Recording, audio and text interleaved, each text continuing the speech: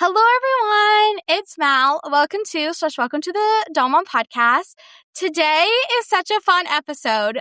One of the ones I've been looking forward to all week. Oh my goodness, I am freaking out right now. Today we have on Autum Pylant. How are you doing today, Autum? Oh, I'm great. I'm absolutely wonderful. Thank you so much for having me on. Thank you so much for coming on today. This is going to be such a fun conversation. Like I said, I've been looking forward to this all week.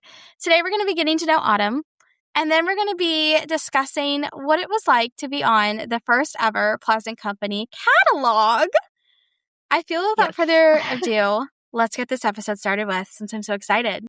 When growing up, were you into dolls?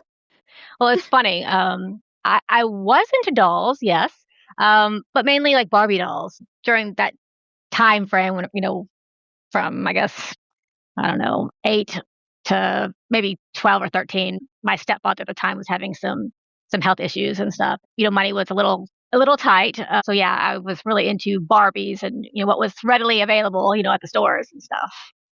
I love that. I was a Barbie girl growing up. I love Barbie. Did you have a favorite Barbie? Well, yes, the peaches and cream Barbie, which ironically, since American Girl released, I don't have her yet, but I'm going to. So. Oh my goodness, I love it when they collaborated with Barbie, because like I said, I grew up with Barbie, so it was such a full circle moment for me, because I would play with my American Girl dolls, I'd play with my Barbies. Like, I want them to continue collaborating with Barbie because I love it. Absolutely. The Peaches and Cream one are so beautiful. Like, highly recommend those. Did you have any Pleasant Company / American Girl dolls growing up, or do you have them today? That's a funny question, but yes. Yes and no. I guess let's go no and yes. Okay. I did not have them growing up. I actually got my first American Girl doll when I was 27 years old. I was 9 when I was back on the cover. And so my husband at the time, he actually surprised me with Molly for our first Christmas together. And he bought pretty much most of her accessories, and that was a very nice surprise. I love that. That's so sweet. Would you say Molly is the one that you connect with the most, or which one is your favorite? Absolutely Molly. I mean, hands down. There is no other. I love Molly too. She always looked like me growing up. I always wore my hair in braids, and I had bangs growing up as well. I still have the bangs. I love that. I love that. Molly, definitely, because when I did the shoot for the catalog whenever I was 9 years old, I was actually given the choice between Molly and Samantha of like who I wanted to be on the cover with me. Really? Who I wanted to share that space with. And yes, and I chose Molly. I know that a lot of little girls probably would have chose Samantha because she's just so, pristine and beautiful, and so is Molly. But she was different, and I identified more with Molly. My 9-year-old self really wanted glasses. My 49-year-old self has glasses and wish I didn't even know glasses existed. I wish I didn't have them. So yeah, I was drawn to Molly immediately. Oh my goodness, that's so cool. What would you like American Girl fans and collectors to know about the person behind the cover? This is a really good question, and I have actually, thought about this over the years. And I think that what I want them to know is that the girl on the cover was just being herself, curious and hopeful and full of the kind of quiet confidence that you recognize only in hindsight.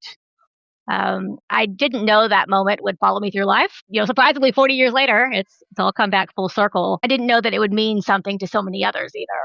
So now, 4 decades later, I hope that collectors feel the humanity in it.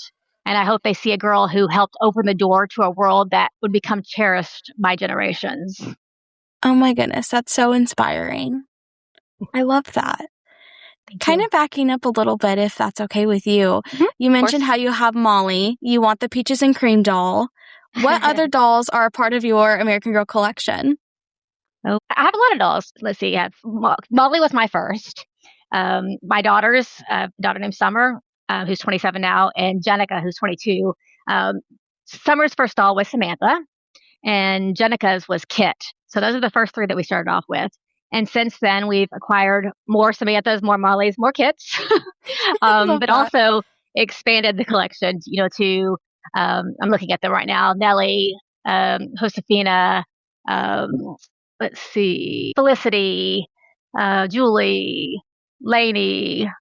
Let's see, I can't think of all their names right now, but yeah, I've expanded my collection a lot. Think I have like, at one point I had $110, but now I think I have about 45 or 50. So I Okay. kept my Really? favorites. I love that. I love that. You can't go wrong with any of the dolls. They're all just so No. unique and like their stories and like, yeah, just love them. Oh, I didn't mention Kirsten. Of course, I have Kirsten because I have the first three. I didn't back then. I didn't know anything about white bodies. I didn't notice that the Molly doll that I played with was a white Molly. I didn't notice anything when I was 9. But so since I've learned about white body dolls, I actually have 3 of each of the first. Oh my So gosh, that's in my so collection, cool. yes. I don't have any white bodies, and I've saw my first white body in person last March when I went to go visit one of my friends, and I was like, man, this is on the wish list someday, Yes. a white Yeah, body. definitely. How did you get to be on the cover of the Pleasant Company? Well, I was a child model. I was actually with the Tanya Blair agency. I'm not sure if it exists anymore. I had a modeling agency, went through some auditions that I do not remember. My mom said there were quite a few auditions for this, and then Pleasant chose me herself. That's so cool. And it's funny though because now that I've seen the book, The Making of American Girl, that book just opened up my eyes to so much I had no clue about. Um, like I did not realize, the inspiration behind the cover. I did not know what Pleasant looked like as a little girl. It's just funny because seeing that, I was like, oh yeah, I was destined to be on the cover because I looked like her when she was little. It was neat. It answered a lot of my unanswered questions. Yeah, that book is so well done. Kind of switching topics maybe a little bit, but highly recommend that book for anybody anybody listening who has not picked it up yet, hasn't even got the chance to look at it. Highly recommend doing so because it's so educational. And I feel like you can tell how much work got put into that book. Most definitely. Like I said, it opened up my eyes to things I had no clue about. I mean, there were even, some pictures in there that of me that with Pleasant that I had never seen before. I never knew existed, and it was just really cool just to see that and know that wow, I am part of that history, and it's there in actually in full color. So Yeah, I'm someone who loves the behind the scenes details. So I was like, this is right up my alley. yes, Like, give me me too. all the behind the scenes content. Absolutely. Like, I loved the little photos that they included of like the little like design centers and stuff, what it looked like at the time. And I'm like, you could just give me a whole photo book of that. Like, I would just Hmm. love to like see, yeah. I loved Pleasant sketches. I mean, they were just so cute, and it just all came together. Yeah. Could you walk me through what that day was like shooting the cover? Sure. This is weird for me to say. There's a lot of misconceptions about that day. I have read in different places or watched someone's YouTube video that questioning where the shoot took place, and it was actually in Dallas. Really? And yes, Pleasant came to Dallas. It was in like a warehouse type thing. It was like a set. Oh, So I know that someone had said, "Oh, I think it's in someone's house and stuff," and no, it was actually like a little set. And the sofa, it was like one of those oversized sofa chairs that I was sitting in. I felt at home on the set. I remember when we first got there. My mom was there with me, and I met Pleasant, and immediately she was like, "We need to cut your hair." And so the iconic, bob, I did not necessarily have because I questioned, my mom. I was like, "Why do I not have this haircut in like family photos and all this stuff?" And she was like, "Oh, because Pleasant wanted your haircut." And so they cut my hair. And ironically, I still have the haircut today. It's not as short. It's not short, Mom, but it has the bangs. I have the bangs. oh my Um, gosh. and after that, I remember um, walking down this hallway and seeing like these 2 dolls on the floor, like in chairs, in little rocking chairs. And Pleasant was like, which one do you like? And of course, I was like, I like both of them. But then I was like, but if I have to pick one, it's Molly. She's, I want glasses so bad. And that's how we chose the cover. Who was on the cover with me. Um, and I think that looking back on that day, I don't know. I think that it might have taken a different Pleasant Company might have a different route, like maybe just a little bit if I had chosen Samantha. I don't know exactly how, but I think that Molly, just the iconic Molly, 1944, Molly was just um, needed to be on the cover. Yeah. And then the rest of the day, I played with Molly. They had books on hand, obviously because Pleasant Company and known for the book section of it. But when I was sitting there, posed with Molly, with my arm around Molly, reading this book, I wasn't reading anything. There were no words in that book. It was blank pages. Um, and I just remember it was kind of funny because at first I was like, "What are we doing here?" And then the longer the shoot went on and stuff, because we took it was the same pose over and over again, but we just took a lot just to make sure it was perfect and everything. And I just remember like in my head making up little stories about who this girl was because I didn't know anything about American Girl, Pleasant Company. And I was just making up stories in my mind about who this doll, could be and her adventures, and it was really cool to be a part of that. Wow. Oh my goodness. I'm not gonna lie, I'm shocked to learn that this took place in Dallas as well. Like, I always thought that it would take place in, like, Wisconsin, where, like, the headquarters were, or, like, the I've never been to office. Wisconsin. I've never been to Wisconsin. Really? I would love to go, yes, but I've never been to Wisconsin. Oh my gosh. Wow. I went to Wisconsin, like, twice, one in the fall, and it's really pretty in the fall. Then I went to the summer when it was, like, the benefit sale. I don't know if you ever heard of that. Huh.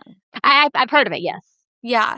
I went to, like, the last ever benefit sale, so it was kinda Okay. sad, but it was fun. It was pretty. I would love to go again, but I think if I would go again, I would love to do, like, a little tour myself of, like, kind of like American Girl theme of, like, okay, this was the first office. I don't know if it's still there, but I'd love to drive by it. Or, like, Right. yeah. And, like, I'd love to go shopping at, like, the flea markets and Goodwills because I've always heard that, like, they get a lot of stuff there. Oh, really? Oh, yeah, I didn't even think about that. I Hmm. know. I'm like, man, it could be a whole American Girl trip. I don't know if we'd get lucky with anything, but hey, you never know. It'd be That'd be fun. really cool. Yeah, I would. Yeah. I'm also surprised to learn that, like, they didn't tell you anything about the brand beforehand. Like, it was just you and the doll. Like, you didn't really know any backstory to it. Right. Pleasant actually, she told me about the dolls, and I'm 9, so I'm at the time, and I don't remember everything that was said. I do remember the premise of it was that this was something that she was creating. She didn't know if it was going to work or not, and she was just putting all her effort into something she truly believed in, and whether it worked or not, she obviously wanted it to work, but it wasn't, it was the idea of actually just doing this dream of hers. The years following that, I didn't know how well she had done. How well Pleasant Company and the American Girl dolls had prospered. I had no clue. Occasionally, I would see the cover in like my mom subscribed to Country Living magazine, and I remember like maybe a year after, I guess probably in 1987, it was in the Christmas edition of Country Living magazine. I actually have that Oh. still, and so it's just like a full page with the cover and talking about American Girl dolls and stuff. But yeah, but no one knew that it was going to be this big, and that 40 years later we'd still be talking about it. What was your favorite memory from that day of shooting the cover? I think it was just being in the moment. I mean, I remember that day perfectly. 40 years later, I still remember that day like it was yesterday. And I think that was one of the only times um, that I was truly present and in that moment and just enjoying being a kid and you know playing with dolls and doing what little girls do. And it was special. It was special that the Pleasant was there with me too. What was Pleasant like? I never met Pleasant. Like, she would be such, like, a woman, like, a dream of mine. Like, she's like my Taylor Swift. Like, I love Taylor Swift, but, like, I love, like, she's just someone I always looked up to. And so whenever somebody, like, mentions her, I'm like, well, what was she like? She was amazing. She is sweet and caring and nice. And I remember her whenever I was, looking at the two dolls at Molly and Samantha, her getting down on the floor with me and, just like ask me what I like about them. And it was just she was down to earth and um, made me feel very, very comfortable. I love that. Aww. So you mentioned you didn't get to keep the Molly doll that was featured on the cover, right? Right. And I didn't question it at the time. I've questioned it over the years. um, However, there was a YouTube video that I watched recently. I didn't even know I was, YouTube famous on the cover until recently. But I watched this YouTube video, and it was specifically on the very first catalog. And I guess they had found out that I had said, that I didn't receive a doll, and their reasoning behind it was actually, um, made sense to me. Something I hadn't really thought about is that, possibly, those dolls were prototypes and there weren't many Oh, around. And like I've mentioned, before, that we didn't know this was going to be a big thing. We didn't know, yeah. that it was really going to take off. And so maybe that's why I didn't get my first Molly until I was 27. Did you get to keep your little outfit on the cover? Like, how did your outfit came No. to be? They bought it with them. You mentioned how you did not realize that Pleasant Company would take off and be as big as as it is today, or it was, whatever the correct wording is. When did you kind of have that moment, kind of walk me through it, where you found out, oh, this actually worked out for Pleasant? Like, this is great. Let's see. This sounds kind of crazy, but it wasn't until COVID. Really, I mean, I knew Really? that American Girl doll was a thing, and I knew that Pleasant was, still around, and that Uh-huh. people were buying these dolls and stuff. But it was just having time during COVID to like research and join like Facebook groups and learn about the dolls that I represented 40 years ago. And it's just yeah, that's when I realized, whoa, this is something huge. My kids grew up having the dolls, but it was just we get the catalogs all the time, and but yeah, I never really you know, knew the magnitude of it. I do remember on the 25th anniversary of American Girl, my children received the catalogs in the mail, and my daughter, my youngest daughter, Jenica, was looking through the catalog and picking out the next doll she wanted. And on the back cover of the 25th anniversary was the actual on the back cover was a small cover from the very first one. So I was on the back cover of this magazine. And it's crazy because I looked through this magazine too and didn't even notice. And then my daughter was like, mom, look, it's you. And I was like, oh wow, Aw, you know, yeah. I was surprised. But still, even then, I didn't really get it. But yeah, COVID changed a lot of things. That's when I really began collecting. I love that. So when your daughters were collecting when they were growing up, do you remember the moment where you told them, being like, "Hey, I was on the cover of the very first catalog." I don't think there was ever a time they didn't know that. Okay. I love that. I mean, it was a big deal to me, Yeah, as it should throughout be. my childhood. But yeah, I mean, they always do. That was kind of like, you know, it's kind of a funny thing that we talk about now. I'll meet someone new, and then before I can even say it, just a casual conversation, my children will be like, "My mom was on the very first cover of American Girl magazine. You didn't Oh, know that back in 1986." I mean, they have the whole spiel down back in 1986, and she got to choose Molly, and blah blah blah. So, so yeah, it's I it's love been that. it's been a part of our lives. I love it. So besides being the cover model, did you get to model or do anything else for Pleasant Company? No, no, I actually didn't. And I think that's probably why I, didn't. I did this job and went on to other things. So no, I didn't. So, kind of moving towards today with the May 26 catalog, when American Girl reached out to you about remaking that iconic cover, what were your initial thoughts? Well, there's a backstory to this that a lot of people don't know. The whole way that this came about was I was thinking about Pleasant, and I was, realizing that I'm getting older. She's getting older, and I actually reached out to Pleasant. I reached out to her, not knowing anything about the 40th anniversary, just being me and inquisitive.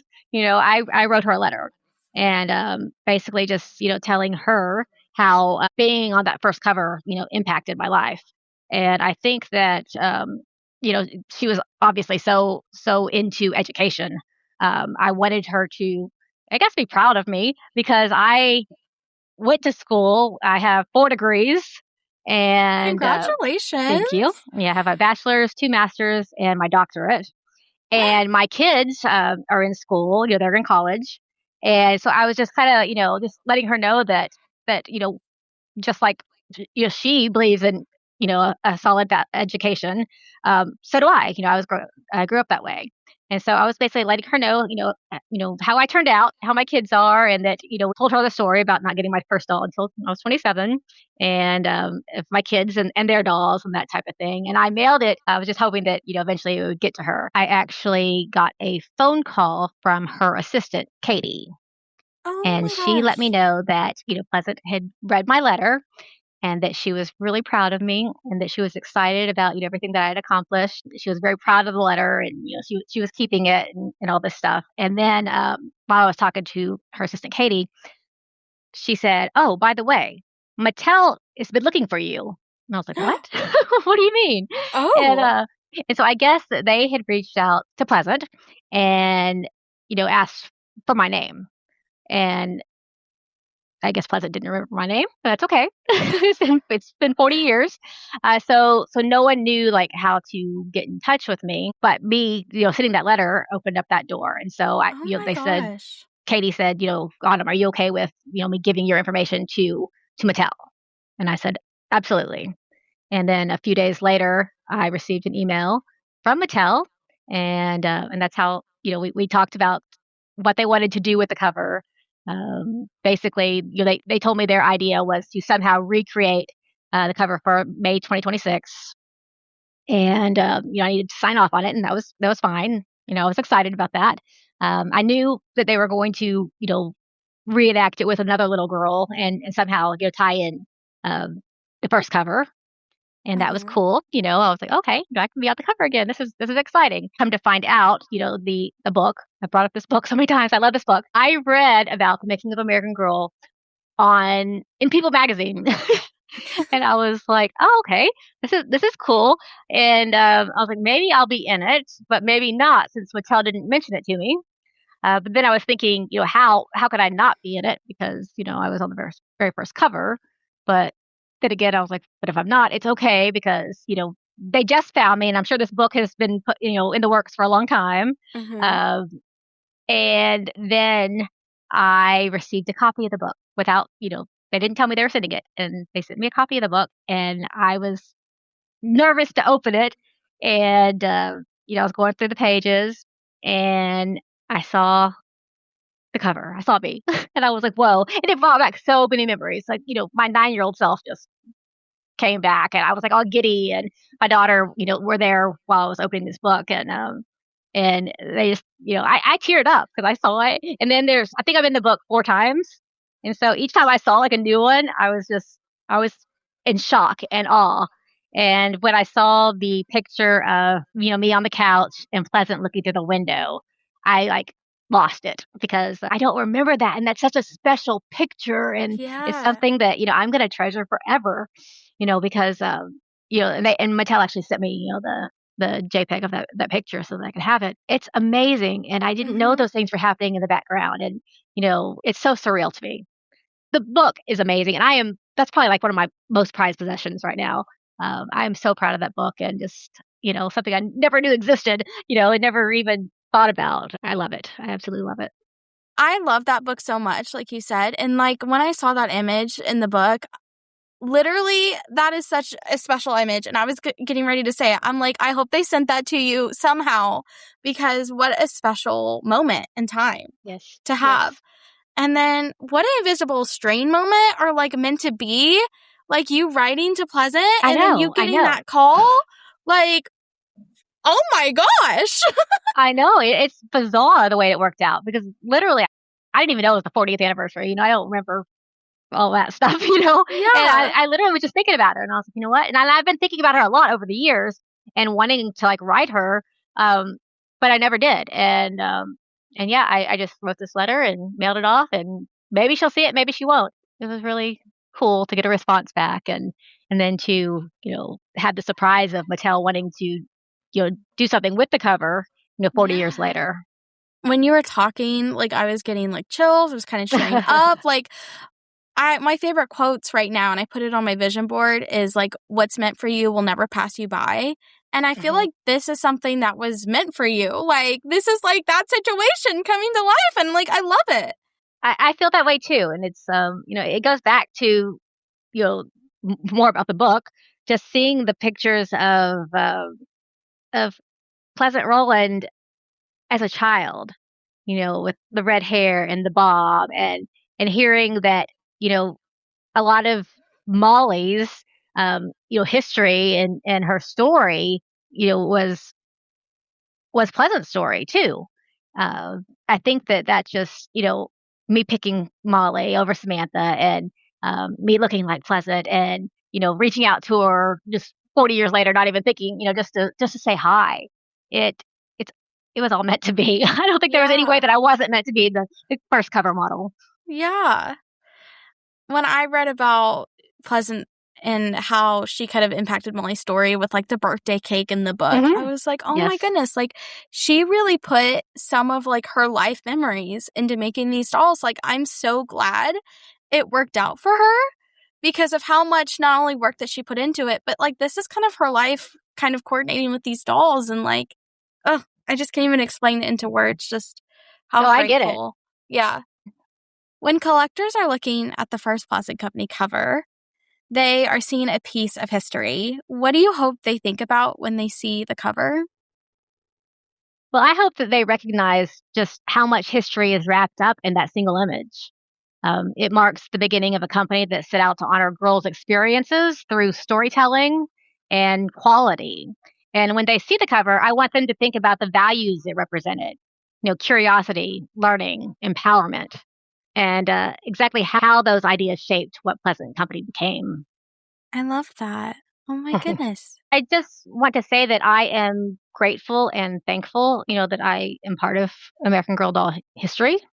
I'm glad that I started out with Pleasant Company.